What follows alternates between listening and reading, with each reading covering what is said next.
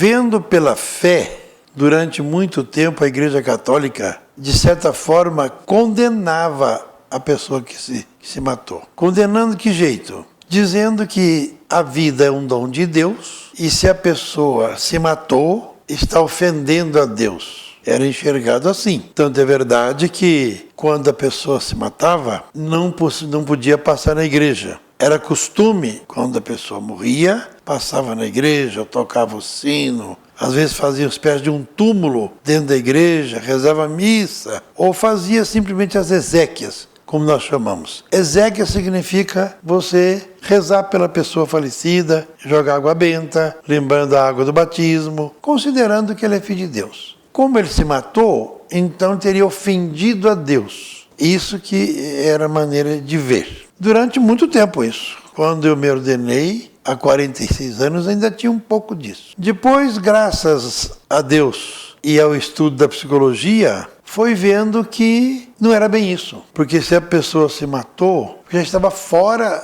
do parâmetro de vida. Mas já existia na igreja desde São Francisco, há alguns séculos. Ele já percebia, porque tem uma história que uma moça foi falar com ele e disse assim: Francisco, eu estou muito angustiada porque meu irmão foi para o inferno, porque ele se matou. E São Francisco, que era santo, né, enxergava um pouco mais, disse: filha, como é que ele se matou? Aí ele pulou na ponte e caiu lá embaixo.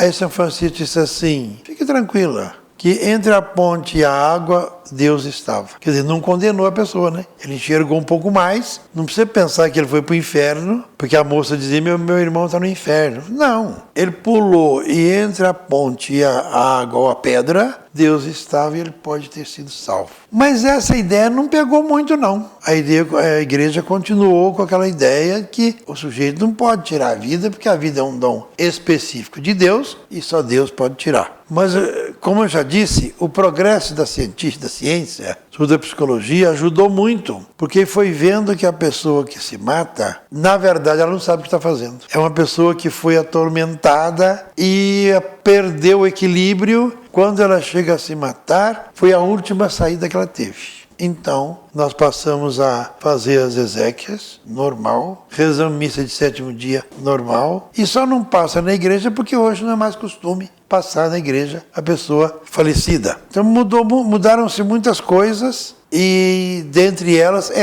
a visão da pessoa que se mata. Aí a psicologia foi evoluindo e eu fiz psicologia, fui vendo. Realmente a pessoa que se mata, ela já tem dentro dela uma tristeza muito grande e ela não encontrou saída. A gente diria assim, ela não se sentiu amada. Não quer dizer que não foi, porque a família fala que amava. Ela não sentiu, não adiantou nada, né? Eu falo que amo você, você não sente, não adiantou. Então, como ela não se sentiu amada, e aí é difícil saber por quê, não sendo amado não vale a pena viver, concorda? Ela chegou à conclusão, porque o ser humano só gosta de viver quando é amado. Não sendo amado, aí nós diríamos assim, quando ela chega a se matar, ela já estava morta por dentro. Esse morta por dentro que a gente fala, já não tinha mais sentido. E aí nós vemos no Evangelho, quando Cristo fala do moço que foi embora, né? Do filho pródigo, ele diz assim: esse moço estava morto e tornou a viver. E ele não tinha virado defunto, não. Ele só que estava desamado. Tão desamado que ele voltou para a casa do pai. Aí voltou a viver. Mas o difícil é fazer essa pessoa perceber que ainda há esperança. Em vez dela procurar alguém para amar, chegou a decepção tão grande que é melhor morrer, né?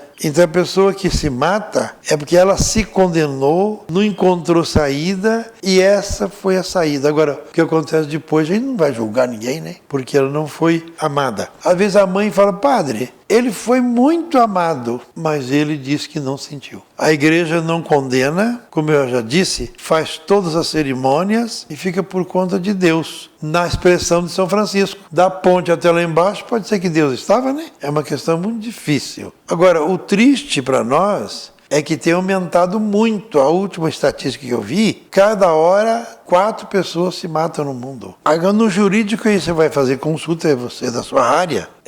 Eu me lembro que um amigo meu se matou há muitos anos, e no jurídico era assim: Ele tentou e não se matou, é crime. Hoje eu não sei como é que é. E para nós, não. Ele tentou e não se matou, nós acolhemos e vamos analisar onde é que estava a falha, né? Então, da nossa parte é assim. Nós procuramos compreender o máximo. Isso foi mais graças à psicologia. Porque pela teologia, assim, já falei para você, né? Deus deu a vida, você tirou, é pecado. Não.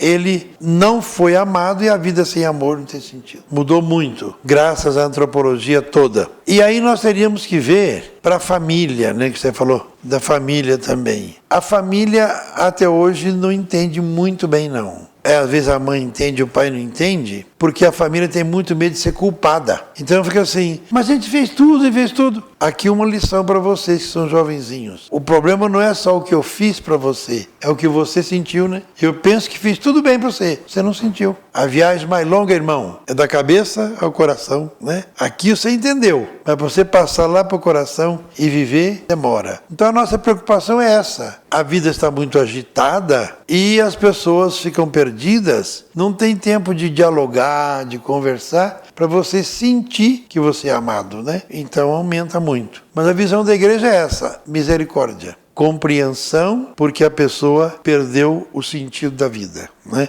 E tem livros escritos sobre o sentido da vida, mas não tem dúvida nenhuma que a vida só tem sentido quando é amada. Pessoa não amada. Se ela não se sentiu amada, a vida não tem sentido. Porque o ser humano está para o amor, assim como o peixe para a água. Peixe fora da água não vive, né? A atenção maior nossa é essa. Por que o ser humano não se sentiu amado, certo? Esse é o problema. Então a nossa ética é muito ampla, é da misericórdia, da compreensão e um trabalho muito com as famílias, para não se culpar.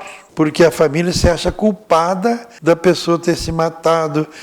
Mas eu não. Você fez tudo o que você podia fazer. Quem faz o que pode, faz o que deve. Se a outra pessoa não sentiu, mas isso não quer dizer que ela está condenada, e muito menos por Deus.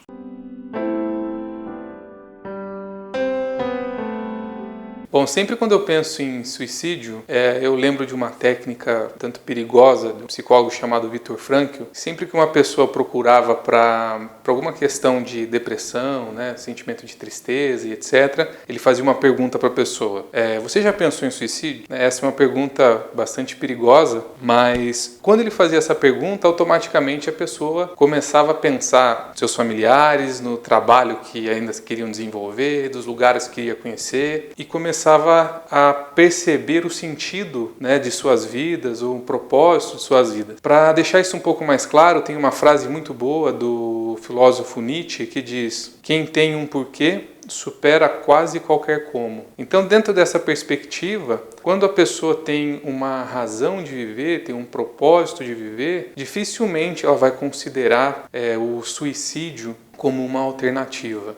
O desespero, ele nada mais é do que um sofrimento sem sentido. À medida que eu descubro o sentido de um sofrimento, aquele desespero se vai e a possibilidade do suicídio ela é reduzida. Nós não podemos desconsiderar questões genéticas e questões químicas, né, como um dependente químico, por exemplo, que pode ter ideações suicidas por conta de químicos, né, de drogas. Mas a grande maioria hoje, sabe-se na literatura que a grande maioria hoje dos suicídios são por questões noogênicas, né? O que isso quer dizer? Tudo que é de ordem noogênica é de ordem existencial. Então, é importante que nós possamos olhar para a questão do suicídio não como uma questão patológica, mas mais como uma questão filosófica, existencial, que a pessoa precisa ser ouvida.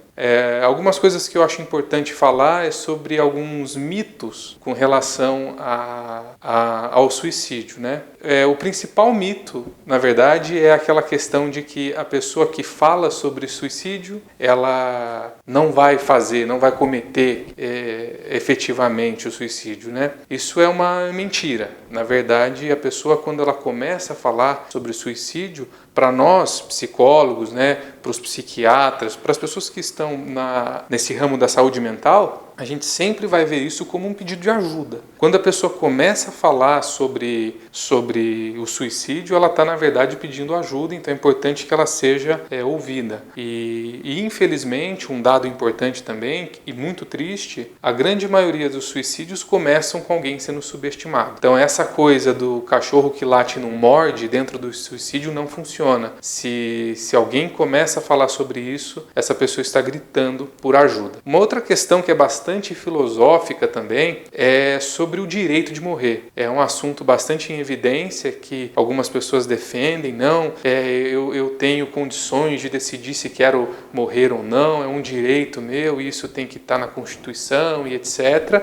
Mas, na realidade, nós não podemos pensar como um direito de morrer, sendo que isso não é algo natural. Natural seria a gente prolongar a vida. Se você tentar tampar sua respiração agora, por exemplo, você vai ver que o seu organismo automaticamente vai empurrar sua mão e vai fazer você respirar. Porque o natural é você querer prolongar a sua vida. Então, se a pessoa começa a pensar na possibilidade de tirar sua própria vida, é porque ela não está saudável. E se ela não está saudável, ela não está em condição de tomar nenhuma decisão, de pensar em qualquer de seus direitos, digamos assim. Uma vez perguntaram para o Viktor Frankl por que algumas pessoas conseguiam superar, né, o seu vazio existencial e outras não. Só para fazer um parênteses, o Viktor Frankl desenvolveu toda a teoria dele dentro de um campo de concentração nazista, e dentro do campo de concentração existe um termo que chamava ir para o fio. O ir para o fio significava que a pessoa iria se matar. Era um fio de alta tensão que as pessoas fugiam dos soldados, agarravam nesse fio para poder tirar sua própria vida, né? E mesmo no campo de concentração, algumas pessoas faziam isso e outras não faziam, né? E aí perguntaram então para o Viktor Frankl por que algumas pessoas superam, por que algumas pessoas conseguem vencer essa ideação, essa intenção de tirar sua própria vida e outras não. E ele responde simplesmente assim: decisão, né? É uma decisão de você se reapropriar da sua própria existência. Um dos principais motivos hoje da pessoa pensar no suicídio é que nós usamos tantas máscaras na nossa forma de viver na sociedade que chega um momento que a gente nem sabe mais quem que a gente é realmente. A gente não sabe mais quem é o ator por trás de tantas máscaras. E isso gera uma vida não autoral, uma vida vazia de sentido, e isso vai tornar realmente a pessoa mais propensa a pensar em tirar a sua própria vida. Então é importante que a gente decida assumir responsabilidade de ser quem a gente realmente é. Se precisar de ajuda, buscar para conseguir ser essa pessoa, né, por trás da máscara. Mas o mais importante, que eu acho que nós psicólogos temos que, a bandeira que nós psicólogos temos que levantar, é que o suicida, ele não quer morrer, ele quer viver e não está conseguindo. Eu acho que isso é o mais importante que a gente precisa deixar claro. E tem uma psicóloga especialista em suicídio brasileira, ela tem uma frase muito simples e que eu acho que é muito importante que essa mensagem seja divulgada o máximo possível, que é a seguinte: se tem vida, tem jeito.